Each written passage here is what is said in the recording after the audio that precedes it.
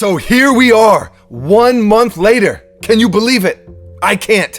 Time flies, it really does. We bought the Racer Pink ACRONYM Nike Air Presto 1 month ago. They released for $200 on September 20th. Today is October 21st, almost exactly 1 month later.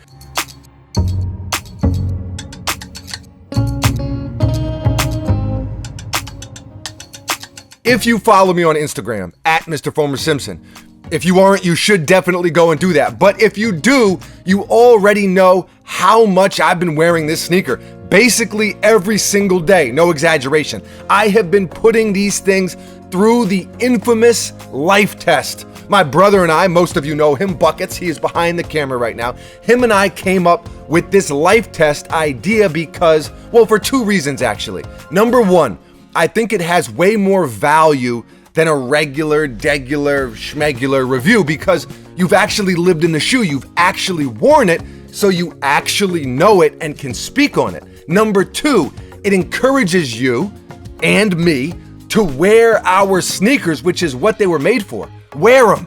Live your life. Trust me, it feels way better to have them on your feet than it does to be collecting dust in a closet. Lace them up, and that is what we did. That's what I did with the Presto, and I got some things I want to say, damn it. The shoe is fire. ACRONYM always does cool stuff. This colorway is phenomenal. One of my favorite sneakers this year without question, but let's dive in a little bit deeper. First, let's talk about comfort and break-in time. These are very comfortable right out of the box, but I feel like after a week or two, they really broke in nicely and felt even better. So yes, they were cozy from the time I put them on a month ago, but they've actually gotten better and better. And the Presto in general is one of the most comfortable sneakers ever created. I feel like with Boost and the Element 87 and React and all these different cushioning technologies, the Presto gets overlooked, but it is hands down one of the most comfortable sneakers that you can buy. Durability wise, these are good and bad. And you know, we got to talk about the good and the bad with these updates, not just the good. So as far as the sneaker goes, yes, they hold up really well. It's a shoe that's put together well, and the plastic guards on the front sides and back are almost like, I don't know, like armor for the softer nylon type material. Think of this shoe as Leonidas, only pink. He's got that intimidating, I know pink is very intimidating. This is Sparta, helmet, mask pulled down, so he really can't be hurt. Well, until the end of the movie anyway. Wow, spoiler alert. I mean, man, this movie is 10 plus years old. There's got to be a statute of limitations on spoiler alerts. I say after 1 year, it's fair game. If you haven't seen the movie 300 by now, it's not a spoiler alert. So I'm getting slightly off track. Let's reel it back in. Reel it on in. That's the good aspect of the durability. The bad part is this. I got these so dirty, and this pink nylon material, man, number one, it's hard to clean. Number two, it gets filthy. Not a good mix. I don't clean my sneakers very often, if at all, but I had to clean these on 2 different occasions in the span of a month. Just the toe area, but still, literally 20 minutes after wearing them, I look down and it looks like there's mud on the toe. Also, this is not a shoe that looks good dirty. It isn't. It's so vibrant and it's so flashy. When it gets dirty, it just isn't a great look. Jordan 1s, to me, they almost look better and better the more you bang them up. I've mentioned that a lot in past videos. If it were those, it wouldn't have even mattered. I wouldn't have even had to clean them. But with this sneaker, you gotta keep them clean or they start to look a lot less dope.